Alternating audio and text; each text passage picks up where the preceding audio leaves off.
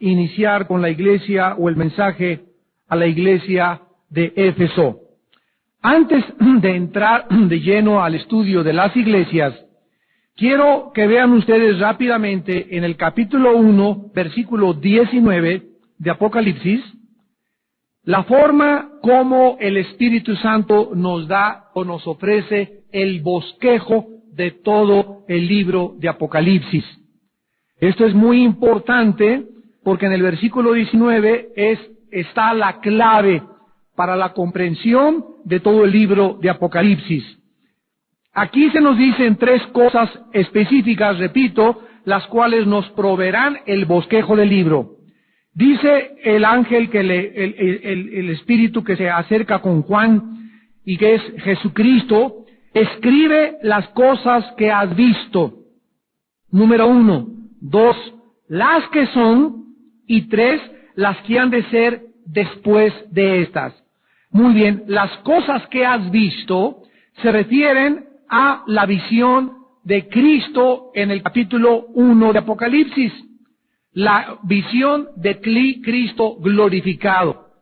Las cosas que son relatan el estado y la condición de las iglesias en el capítulo 2 y en el capítulo 3. Y las cosas que han de ser después de estas nos relatan todo lo que sucede entre el capítulo 4 del Apocalipsis hasta el capítulo 19. O sea, toda la consumación de la historia humana, el surgimiento del anticristo, la unión de todas las falsas religiones con el estado político, el surgimiento de Irak como el poder comercial futuro, el juicio del gran trono blanco, la segunda venida de Cristo, el milenio y la tierra y los cielos nuevos y la nueva Jerusalén. Todo esto está claramente interpretado por el Espíritu Santo, donde nos dice la interpretación en el versículo 20 del capítulo 1 de Apocalipsis. El misterio de las 7 estrellas que has visto en mi diestra y de los 7 candeleros de oro. Las 7 estrellas son los ángeles de las 7 iglesias. Vean ustedes que aquí estos enviados por Dios o estos pastores o líderes de las iglesias son equiparados con estrellas. Y los 7 candeleros que has visto son las 7 iglesias. Vemos pues que las 7 estrellas son los líderes de cada una de las iglesias enviados por Dios a pastorear las iglesias. Y los 7 candeleros representan las 7 iglesias del capítulo 2 y capítulo 3 que representan a todas las iglesias, porque había mucho más iglesias en aquel tiempo en el Asia Menor, pero el 7 en Apocalipsis es el número de la totalidad o de la perfección. Recordamos pues que la iglesia está representada como un candelero. Jesús dijo en Mateo 5:14 que nosotros éramos la luz del mundo. Muy bien, en el primer mensaje a la iglesia de Éfeso, comienza Cristo e inmediatamente observamos algo significativo. Dice el versículo 1 del capítulo 2, escribe al ángel de la iglesia en Éfeso, el que tiene las 7 estrellas en su diestra, el que anda en medio de los 7 candeleros de oro, dice esto. Quiero que vean ustedes que Cristo se está dirigiendo aquí a una iglesia, ¿verdad? A la iglesia de Éfeso. Pero al mismo tiempo, Él dice en el versículo 1, el que anda en medio de los 7 candeleros de oro. O sea, al mismo tiempo que el mensaje en este momento va a ser dirigido a una iglesia en particular, Cristo está al mismo tiempo en medio de todas las iglesias. El que anda en medio de los 7 candeleros de esto. Esto significa lo siguiente, que la revelación es para todos los líderes, para todos los que están al frente de una familia, porque cualquiera podría decir, bueno, yo no soy pastor de una iglesia. Si tienes una familia, si tú estás casado, tú eres un pastor. Entonces tú tienes las responsabilidades de un pastor al tener a tu rebaño, a tu pequeña manadita, que es tu esposa y que son tus hijos. Todos los seguidores de Cristo tenemos, principalmente los varones, la responsabilidad de guardar y proteger nuestra casa. Nosotros, la iglesia, como pastores de la iglesia, y los demás como pastores de sus casas. En cuanto el varón de una casa o el varón de una iglesia descuida la protección y vive una vida inmoral o vive una vida de pecado, abres las puertas para que el diablo entre a tu casa y a tu iglesia. Nosotros somos los que guardamos, protegemos y detenemos los poderes del mal contra nuestras personas que Dios ha puesto bajo nuestra responsabilidad, mi esposa, mis hijos. Pero si tu casa es atacada, repito, porque tú, varón que me escuchas, bajaste la guardia, metiste pecado a tu casa o dejaste de caminar con Dios. Esto se nos ofrece una revelación para que todos los creyentes sepamos todas las cosas que van a acontecer en la historia humana. Pero si Jesucristo está dando esta revelación a todos los discípulos, ¿por qué solo se dirigió a 7 iglesias?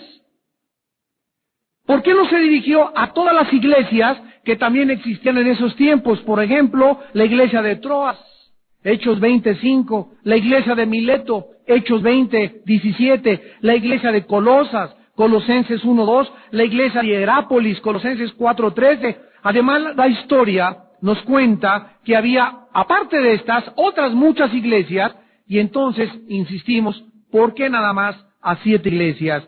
Tiene todo una razón de ser. Cuando nosotros venimos a la Biblia, nos damos cuenta que Jesucristo nos está dando esta revelación para que todos sus siervos conocieran acerca de los eventos de los últimos días. ¿Cuál es esta razón? Que las 7 iglesias son representativas. Las 7 iglesias son representativas de todas las demás iglesias, y las características encontradas en estas 7 iglesias son también las mismas características de todas las demás iglesias de aquellos tiempos, de toda la historia, de la actual historia y tiempos que vivimos actualmente en diciembre del año 2002 y en el siglo XXI, y además de cada uno de nosotros en particular. O sea que el mensaje a cada una de las 7 iglesias está dirigida a un individuo, porque el mensaje lo puedes apropiar para tu propia vida. Está dirigido a una familia y está dirigido a una iglesia local en particular, o a 5 o a 6, de acuerdo a si ellas se ponen el saco o si están bajo el pecado o las características descritas en cada mensaje.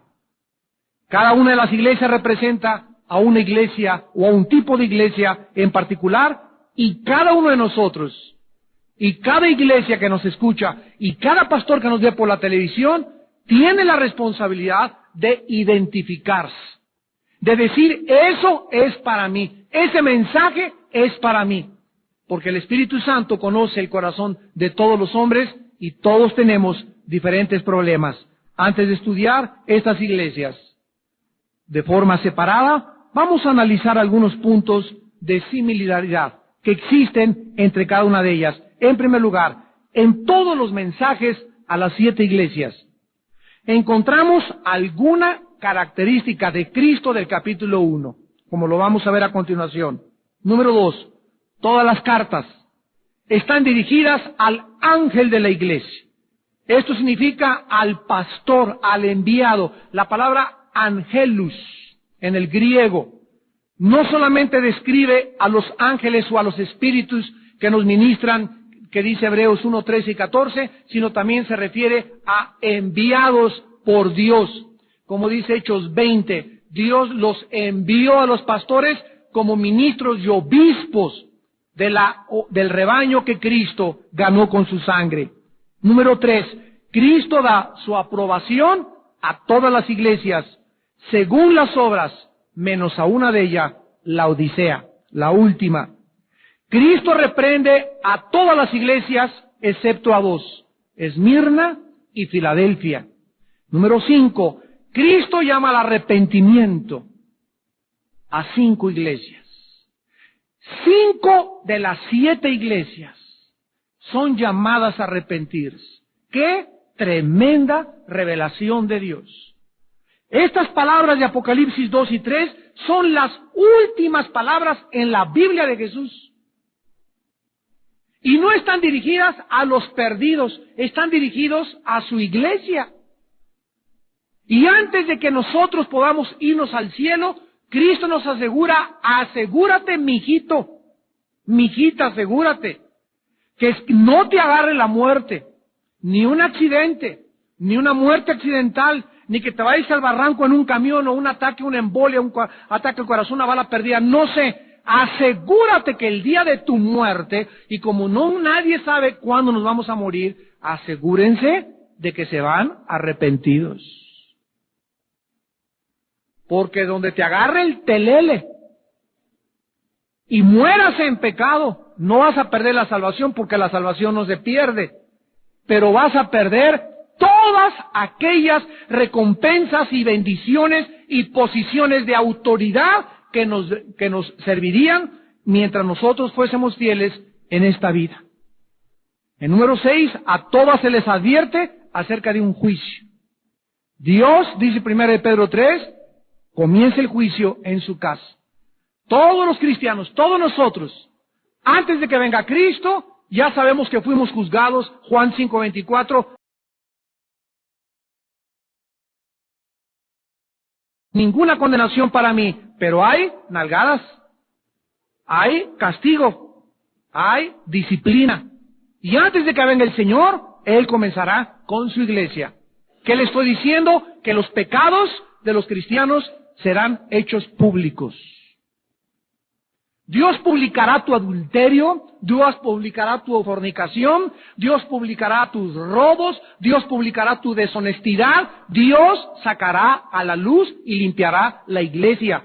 Manifestará los corazones de los Judas que hay en todas las iglesias, manifestará a los que son tranzas dentro de la iglesia, manifestará a los que entraron a la iglesia con motivos equivocados. Dios va a sacar todo y lo va a ventilar todo y va a purificar al remanente que quede, lo va a meter bajo el fuego de la prueba y podremos nosotros, así como una esposa sin mancha y sin arruga, recibir al Hijo de Dios en los aires. Pero antes Dios tiene que limpiar tu vida y limpiar mi vida. A todas las iglesias, en séptimo lugar, se les advierte, ¿verdad?, que hay una promesa para todos los que venzan. Número 8, la Odisea es la única iglesia que no tenía ninguna virtud que se le pudiera alabar. Número 9, a cada iglesia se le hace una advertencia. El que tiene oídos, oiga lo que el Espíritu dice a las iglesias. Oír en el griego y en el hebreo significa obedecer. El que tiene oídos, el que tenga un corazón para mí, dice el Señor, y para obedecerme, escucha lo que te voy a decir. Y finalmente, número 10, en cada carta se le ordena a Juan y se le dice, escribe, indicando que estaba dirigido el apóstol Juan por Jesucristo. Antes de entrar a estudiar la iglesia de Éfeso, quiero darles el trasfondo histórico y geográfico de esta iglesia para nuestra mejor comprensión. Esta iglesia de Éfeso comenzó en el segundo viaje misionero de Pablo y Éfeso era un puerto lleno de idolatría, de muchísima maldad, y tenía una diosa que adoraban que se llamaba Diana de los Efesios.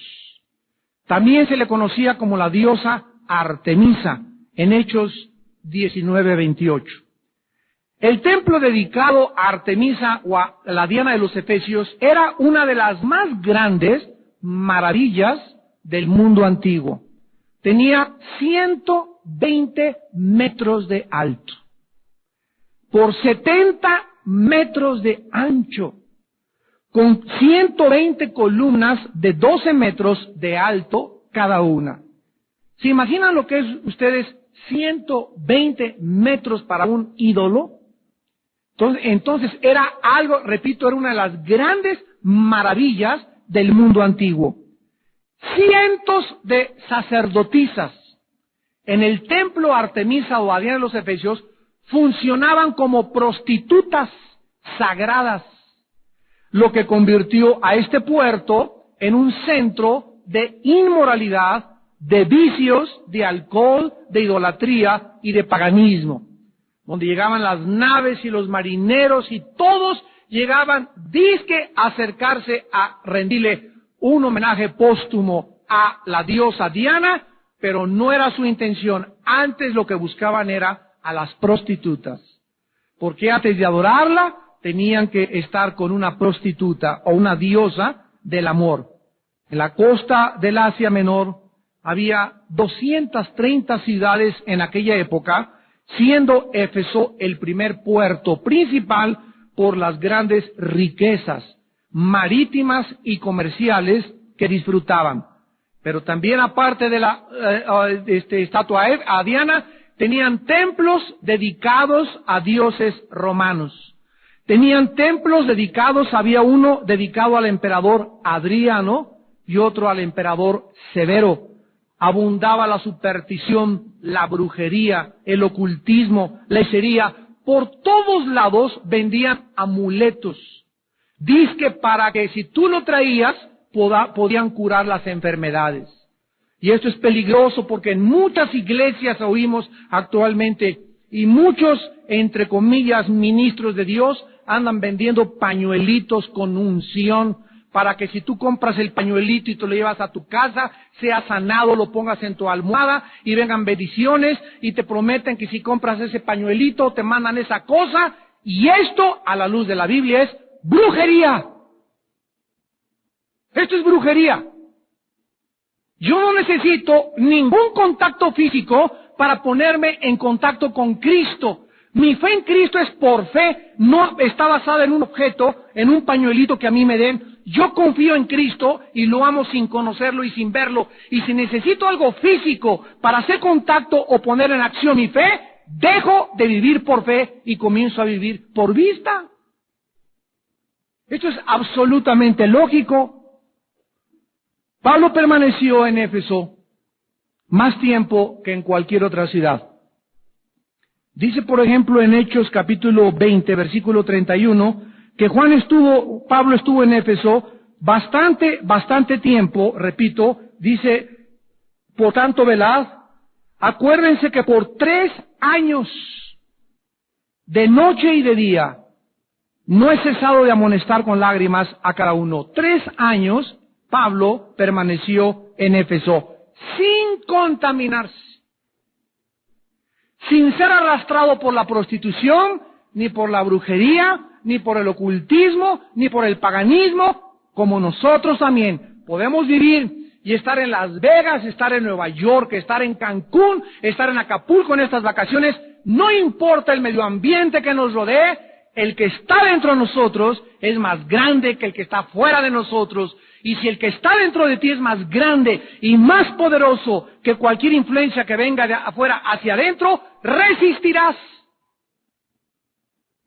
aguantarás la presión, las tentaciones y los ataques. ¿Por qué? Porque mayor es el que está dentro de mí. Entonces, si tú cedes a la presión filosófica, a la presión moral que está a tu alrededor, es porque interiormente eres débil espiritualmente. Y esta debilidad solamente tiene una raíz, tu falta de relación diaria con el Hijo de Dios a través de las Escrituras.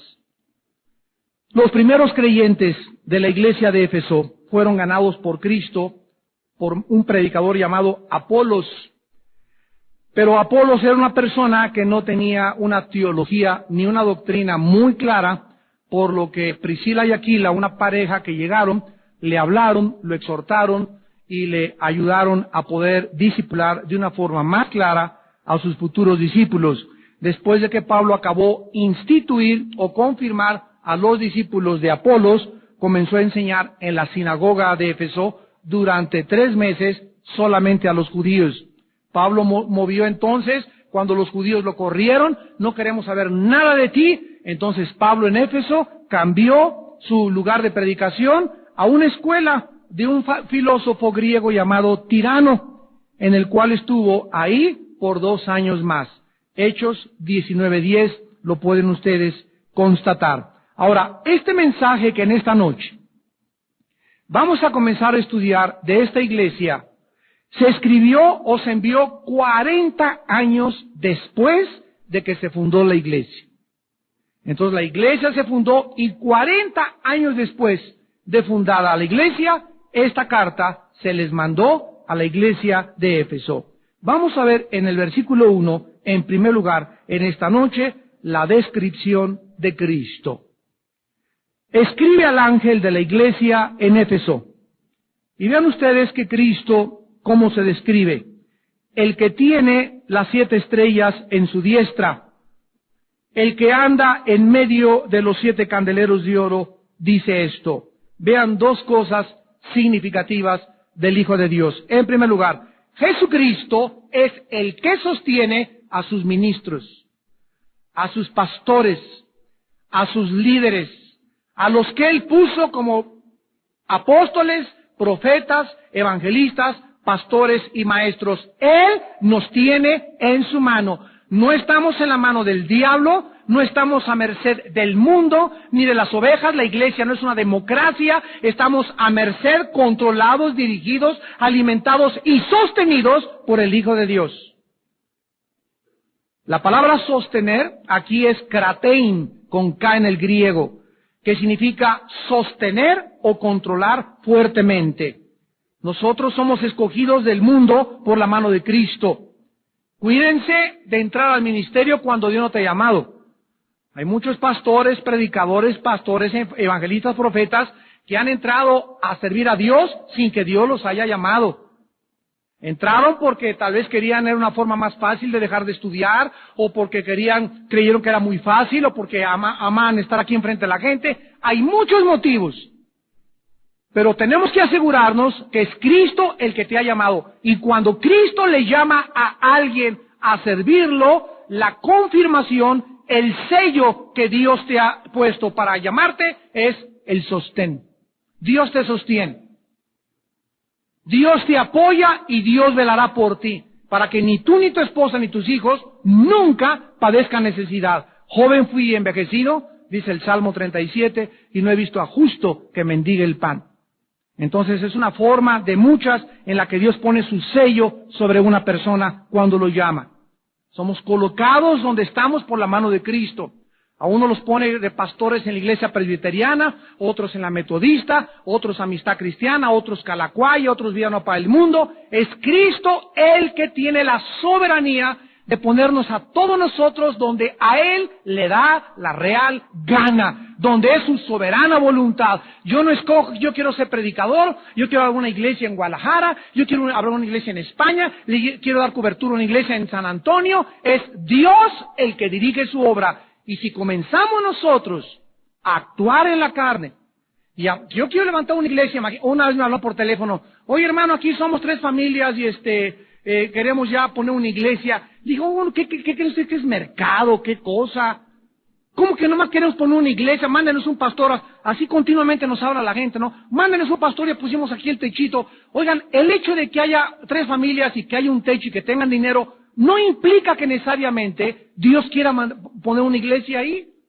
Dios siempre, siempre, siempre, siempre inicia una iglesia con un líder. Siempre. Y este líder tiene que ser reconocido por hombres de Dios alrededor de él. Que puedan testificar, que puedan, ahorita por todos, me hablando el otro día, hace 2 meses, que aquí en Satélite un hermano hay que está en nuestra iglesia, ya se hizo pastor. El Pancho Cachondo lo ordenó pastor. Imagínense ustedes nada más, o sea, así ya me hago pastor, me junto a mis redes, abrimos aquí un café y vamos a hacer una iglesia.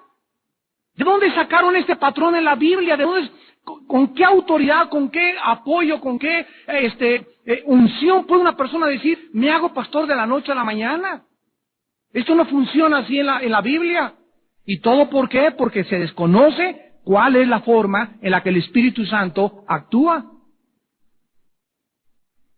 Y los líderes, como dice Cristo, que estamos en su mano, son cuidados por Él, y somos responsables y algún día, escúchenme, como siervos de Jesucristo, algún día todos nosotros, tú en tu casa, por tu familia, por tus hijos, por la esposa que tuviste y por la iglesia en la cual Dios te puso como obispo, dice 1 de Pedro 5, del 1 al 5, algún día daremos cuentas de nuestras ovejas.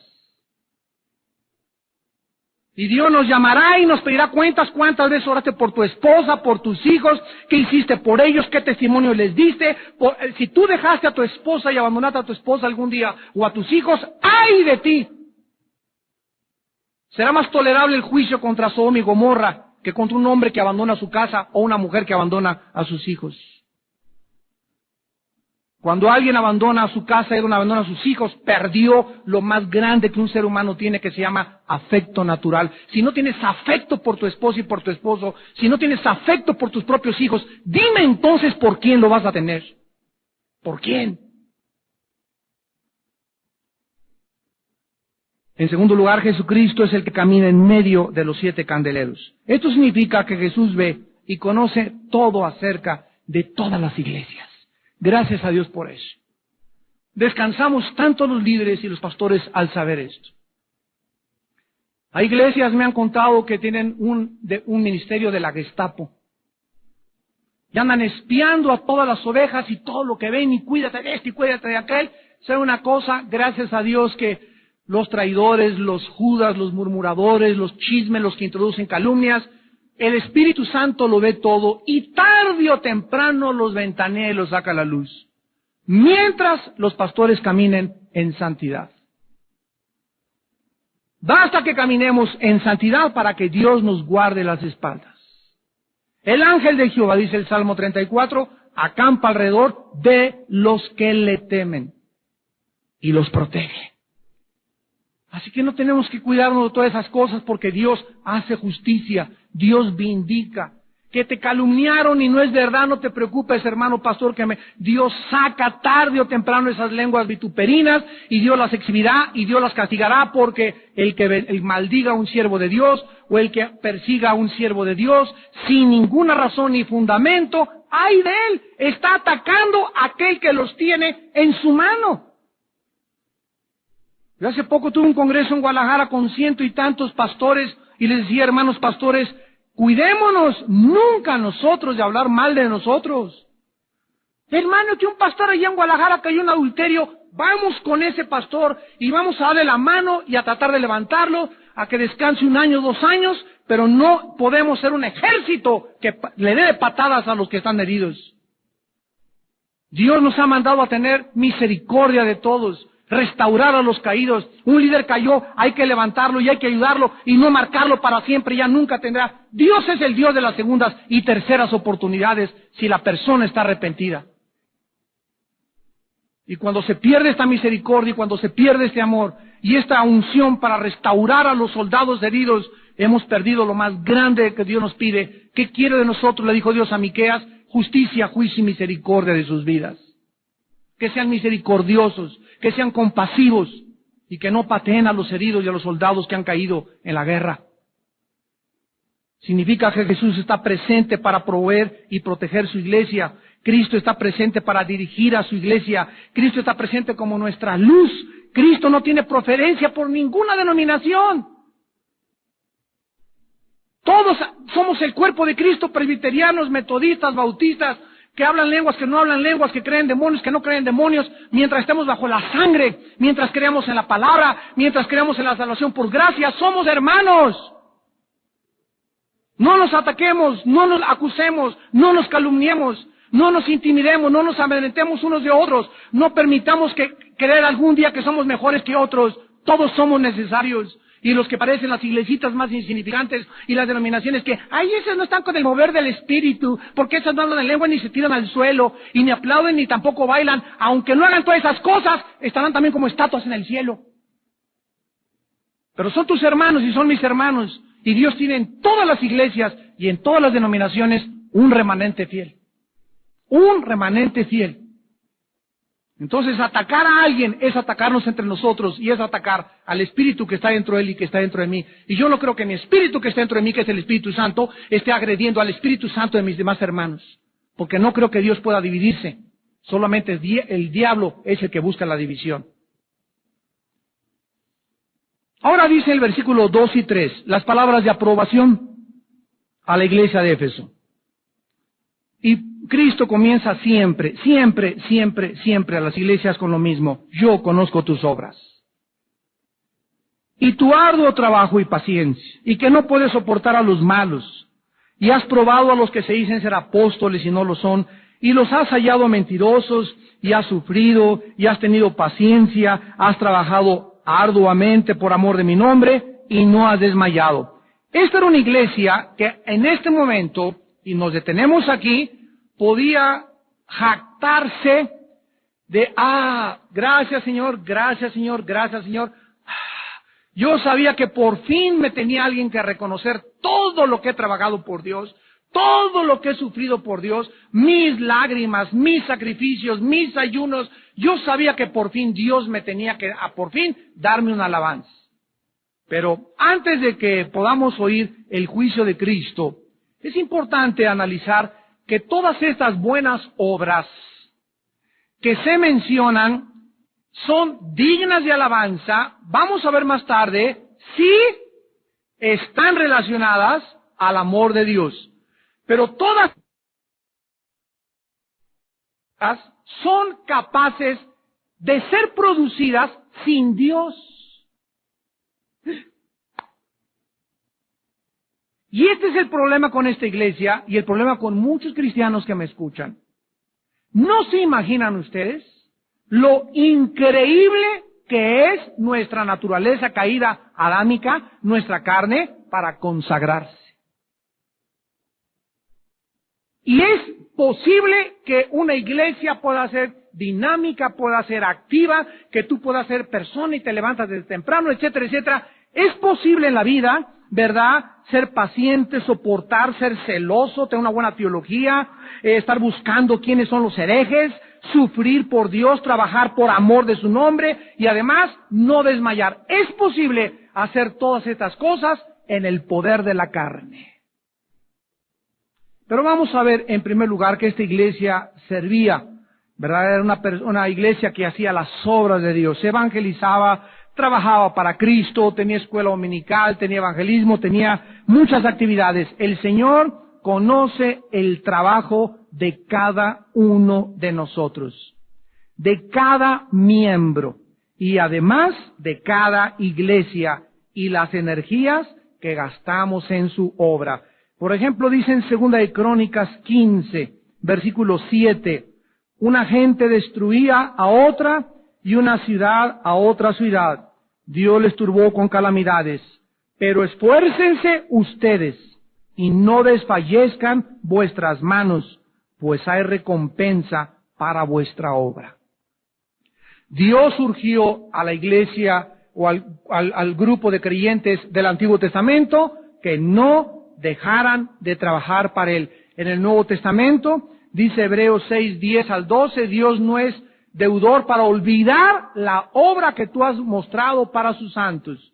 Dice en Gálatas, no os canséis de sembrar porque cosecharéis a tiempo.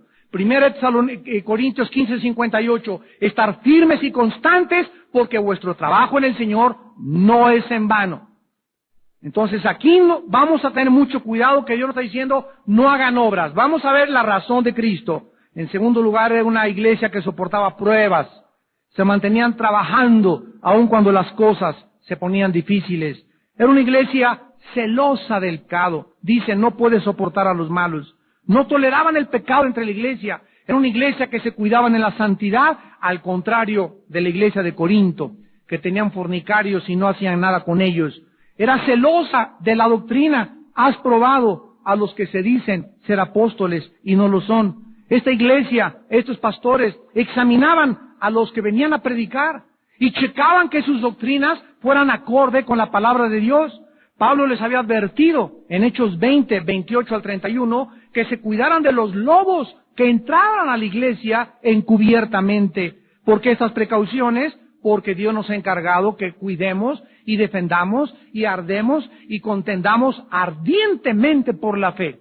Y Dios le agrada que seamos celosos, que seamos cuidadosos, que no cualquier persona le demos el púlpito, etcétera, etcétera. Eso es una cosa muy buena de una iglesia y de tu vida. Y finalmente, había sido una iglesia sufrida y perseverante. Habían sufrido y habían tenido paciencia y no habían desmayado. Es el retrato, claro, casi de una iglesia perfecta. ¿No es verdad? Sin embargo, hay una acusación. Hay una acusación.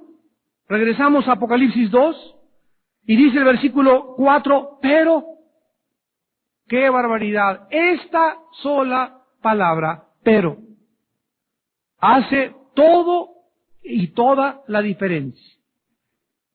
Todas estas buenas obras eran realmente muy buenas, loables y dignas de alabanza. Pero debemos recordar que Dios no ve nuestras obras, sino los motivos. La verdadera razón interna por lo cual hacemos lo que hacemos.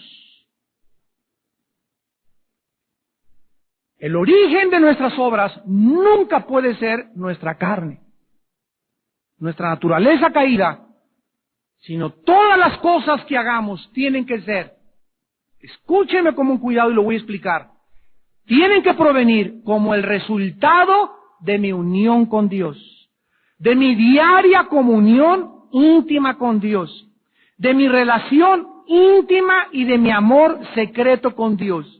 Si yo diario no tengo una comunión íntima, secreta, amo a Cristo, tengo una relación con Él en oración y en la palabra de Dios, yo no puedo hacer nada, porque todo lo que haga no proviene de mi relación y de mi unión con Él, proviene del esfuerzo de mi propia carne consagrada exteriormente.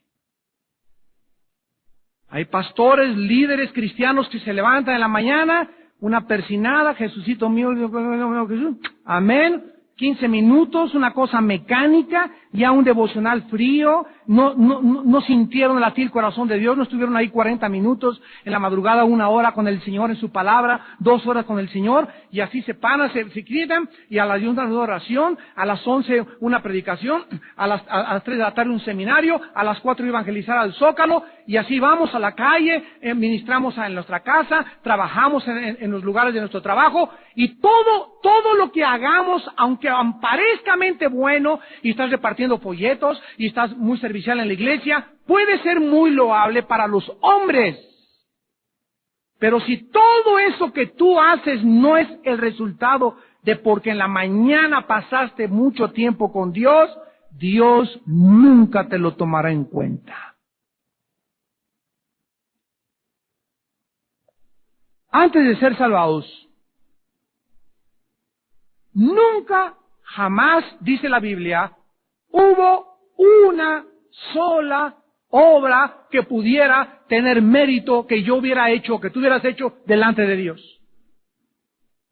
Antes de ser salvados, tú pudiste haberte ido a la villa 10 veces ida y vuelta de rodillas, pudiste haber hecho un asilo para los ancianos, pudiste haber regalado el dinero a los huérfanos, pudiste haber dado la mitad de tu dinero a la gente, pudiste haberte ayunado durante 50 días, pero todas las cosas antes de nuestra salvación, dice Isaías 64:6,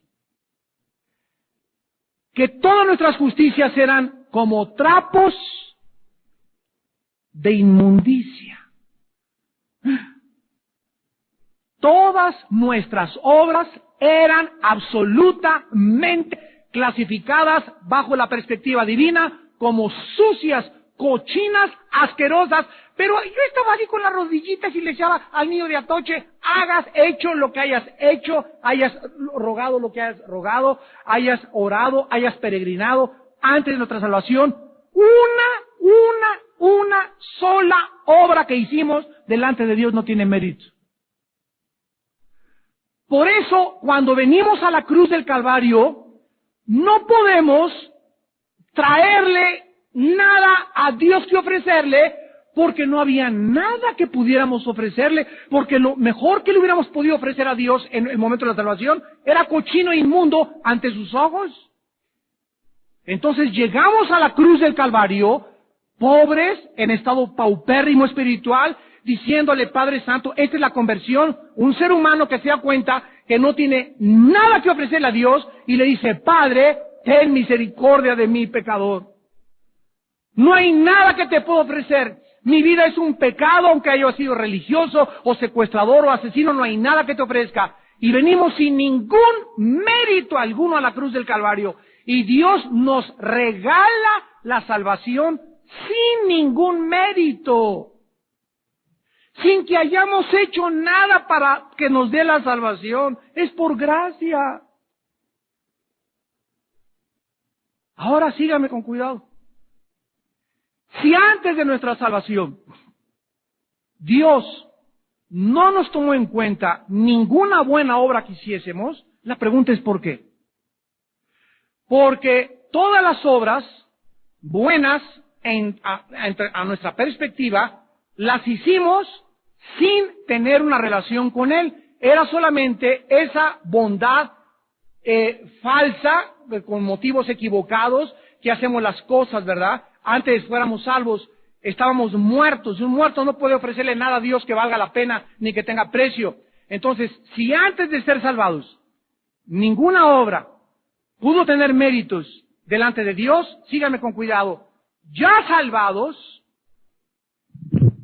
ya que estamos bajo la salvación, sigue funcionando el mismo engaño. Creer que podemos hacer buenas obras, las que le llamábamos buenas, y Dios no los va a aceptar. Y por eso hay muchos cristianos que creen que se pierde la salvación. Fíjense, una persona que enseña, escúcheme, lo quiero decir con mucho respeto, sin ofender a nadie. Si tú crees que la salvación se pierde, tú me estás diciendo lo siguiente: recibí a Cristo por gracia, pero después de recibir a Cristo, necesito hacer méritos. Necesito portarme bien. Necesito hacer buenas obras.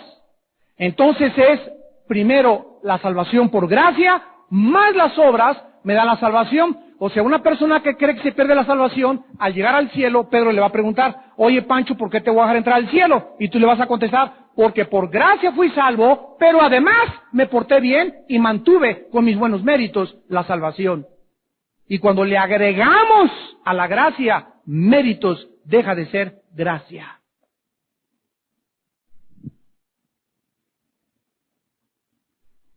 Después de salvados, podemos continuar creyendo y cayendo en el mismo engaño, de hacer o producir nosotros mismos nuestras buenas obras para Dios sin tener una relación íntima con Él.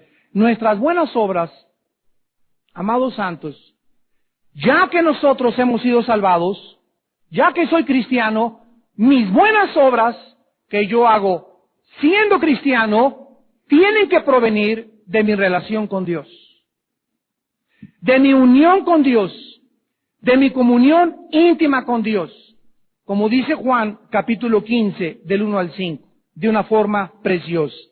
Yo soy la vid, mi Padre es el labrador. Todo pámpano que en mí no lleva fruto lo quitará, y todo aquel que lleva fruto lo limpiará para que lleve más fruto. Muy bien, el fruto que tú produces, que es las buenas obras, el fruto que yo produzco, ¿cuál es su origen? Mi relación, el pámpano es la rama. Si una rama no está pegada al árbol, la rama por sí sola, o sea, tú arrancas una rama y la rama no tiene la savia, porque la savia viene de la raíz, que sube por todo el árbol y alimenta todas las ramas, pero si tú arrancas la rama del árbol, la rama no tiene el poder, ni la capacidad, ni la habilidad de producir fruto. El fruto de la rama, y cuando la rama produce fruto, uno dice, miren lo que produce. No, tú no lo produciste a través de la savia que recorre tu material molecular, y no eres tú la que produciste el fruto, es de la raíz que viene donde recorre la savia, y tú solamente recibiste la savia por estar pegada al tronco. Pero sepárate del tronco y me voy a reír de ti. Tú no tienes poder para producir ni siquiera una uva, ni un mango, ni una manzana. Y así somos nosotros en Cristo. Cuando nos salvamos, estamos unidos a Cristo. Pero tú te puedes separar de Cristo y te puedes enfriar en tu relación con Cristo y puedes perder tu primer amor y puedes hacer obras y venir a la iglesia. Sin embargo, tu fruto, lo que tú estás haciendo, no es tu resultado de estar junto con Cristo, es el resultado que tú estás produciendo por tus propios esfuerzos. Dice en Efesios 2:10 que fuimos salvados para buenas obras, las cuales Dios preparó de antemano para que anduviésemos en ellos. Las buenas obras que yo hago siendo cristiano, segunda lección, no son el fruto de mi esfuerzo. Las obras que hago siendo cristiano, Dios las preparó para que yo las hiciera. O sea, que las mismas obras que yo hago ya siendo cristiano, no las estoy haciendo para ganarme el favor de Dios, Santa María, José y Cachucha. Las buenas obras que hago siendo cristiano no son para agradar a Dios, ni para decirle, mira lo que hice ahora, Señor, mira que ayuné, mira que tengo 7 días sin comer, mira, ninguna obra que yo haga siendo cristiano debe ser para ganarme el favor de Dios. Las buenas obras que hacemos siendo cristianos son el resultado, son el fruto que el Espíritu produce en mí, no para ganarme el favor de Dios, sino como consecuencia de mi unión a Dios. Más claro no podía estar esto. Los cristianos debemos entenderlo, que hay muchos que hacen cosas para Dios, pero no como fruto de su relación con Dios.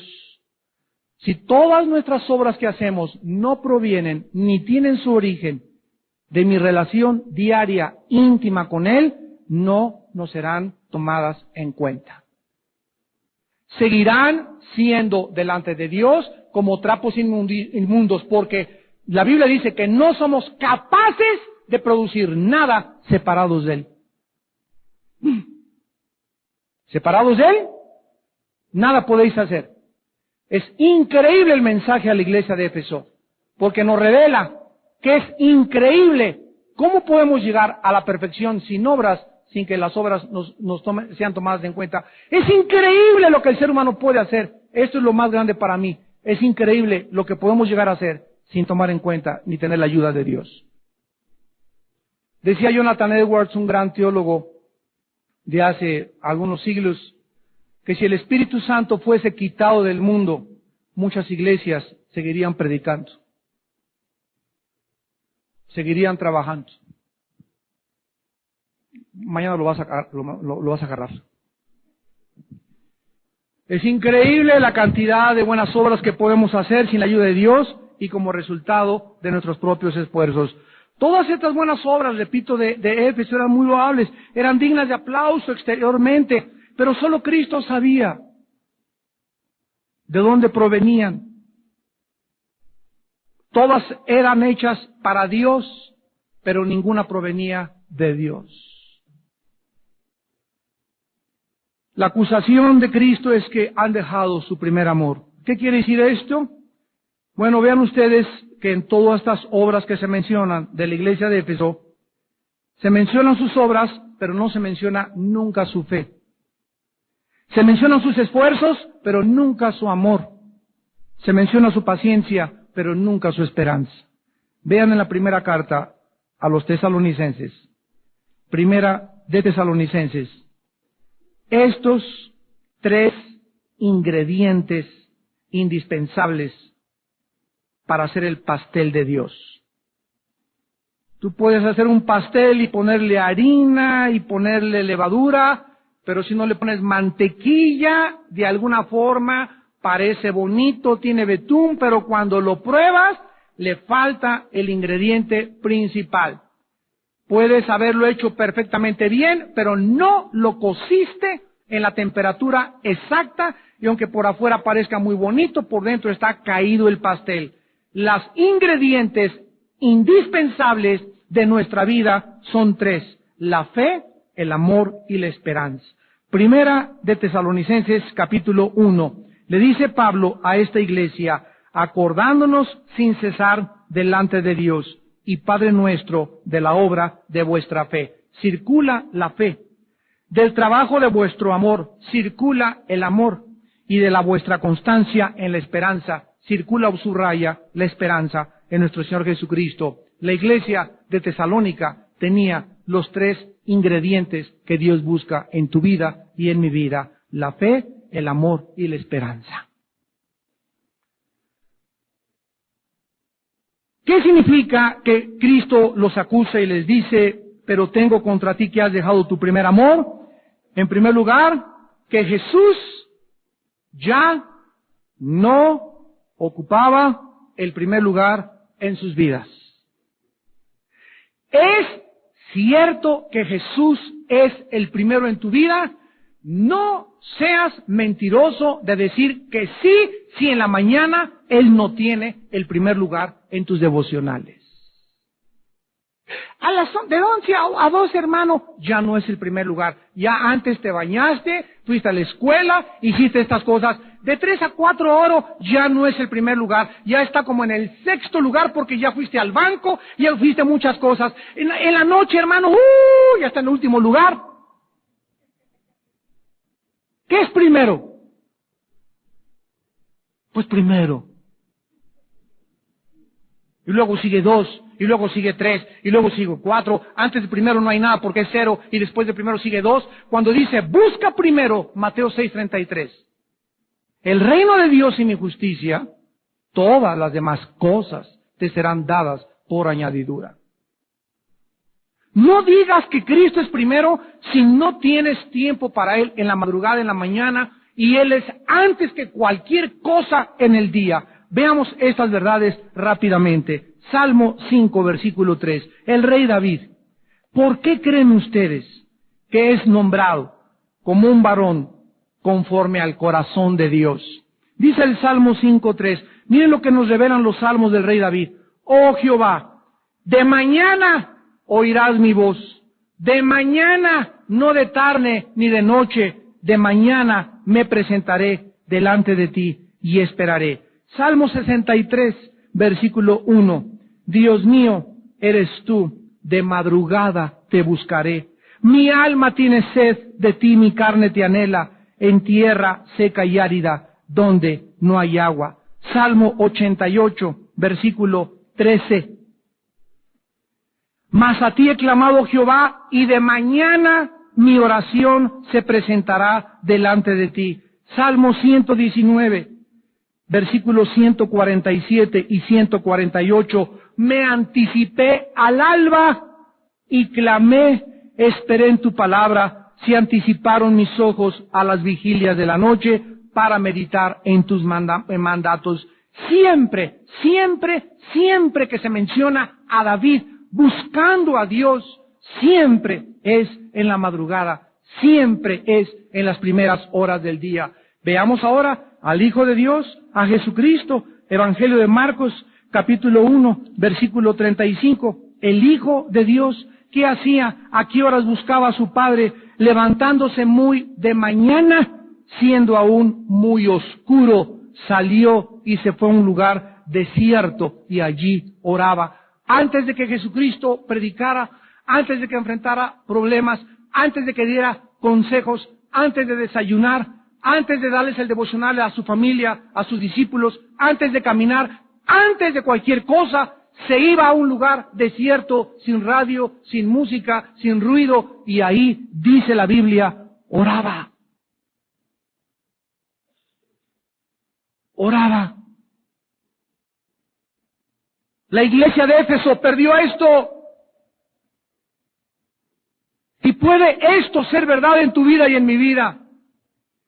Sin que nos demos cuenta, ya no es nuestra prioridad Cristo. Mentiras. Y vienes a la iglesia y vienes a los estudios, pero tú ya no lo tienes a Él como en primer lugar. Y dice 1 Corintios 1:9, Dios nos llamó a la comunión con Jesucristo.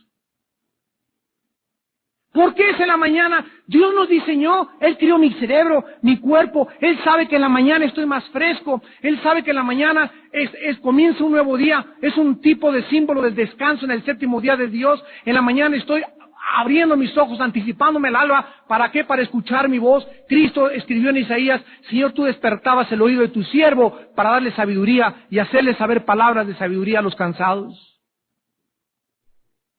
¿Por qué muchas veces no sabes dar un consejo a tus hijos? No sabes predicar, no tienes sabiduría para aconsejar, no tienes sabiduría para resolver problemas, porque antes de eso no has estado con Dios. Lo estás haciendo en la carne. Y no funciona así. Somos incapaces de hacer nada, de hablar nada, de pensar nada, separados de Él. Imagínate una rama que se separa del árbol y que cada 3 o 4 días se injerte y después 5 días sin aire se vuelve a injertar. No es posible. Esta no es la vida cristiana. Y en segundo lugar, en el momento que perdemos el amor por Dios, perdemos el amor por la gente. Amarás a Dios sobre todas las cosas, con todo tu corazón y con toda tu alma, y la única forma, ya lo vimos, de poder demostrar que amo a Dios con todo mi corazón es dándole el primer lugar en mi vida diario. Y tomé la resolución en el 2003 y comenzando ya desde esta noche: Padre, desde mañana te ofrezco que tú seas el primero en la madrugada y quiero pasar tiempo contigo, mucho tiempo contigo, antes de ni siquiera ir a bañarme o agarrar el carro y salir a la calle. Quiero pasar tiempo contigo, Señor. El momento en que yo amo a Dios con todo mi corazón, automáticamente mi relación vertical con horizontal con mis hermanos es de amor también. Porque es imposible decir que amas a Dios y no amas a tu hermano. Si dejo de amar a Dios, comienzo a perder el amor por mis hermanos y por las almas perdidas. Me comienzo a enfriar. Sin que me dé cuenta, soy un cristiano mecánico, autómata. Llego a la iglesia, santo, santo, santo, levanto mis manos, doy mis diezmos, me acostumbro a todo, mecánicamente, como entrar al cine, comer palomitas con la Coca-Cola, me salgo, no saludo a nadie, no me importa a nadie, no voy a ninguna reunión de oración, en la noche no le pido a nadie, no tengo ninguna lista de oración por nadie, en los hospitales no he visto a nadie, nunca voy a la cárcel por nadie, no me importa a nadie más que mí. Y comienzas a centrarte en ti, y comienzas a ser miserable, infeliz. Comienza a tener temores, comienza a tener angustias, comienza a tener incertidumbre, comienza a perder tu esperanza. ¿Por qué? Porque es la vida separada de Dios. Dios nos crió para que seamos así con Él.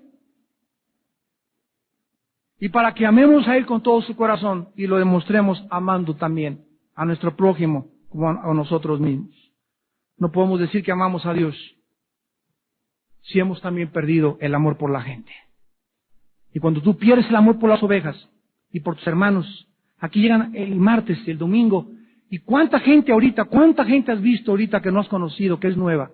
Te has acercado a alguien que no conoces: oiga, mucho gusto, ¿quién es usted? Yo tengo aquí 1 año en la iglesia, aquí está mi tarjeta, qué bendición, cuánto tiempo tiene usted, pero no te importa quién pase a tu derecha, ni quien esté sentado enfrente de ti ahorita, ni quien está de atrás. Tú vienes a lo que vienes, centrado en ti, en tus intereses, en tu Biblia, en tu crecimiento, pero no te importa lo demás, y no se puede.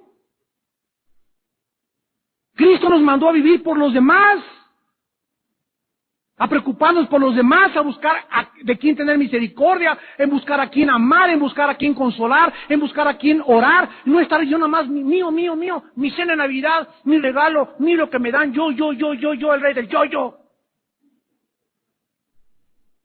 Porque comienzas a secarte y enfriarte, y Dios tiene contra ti en esta noche que le has dejado. Eres un cristiano mecánico, autómata, religioso, legalista, religioso hasta los tuétanos.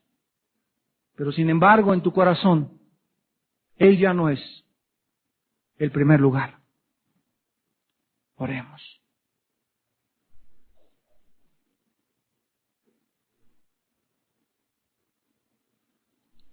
Padre, te damos gracias en esta noche,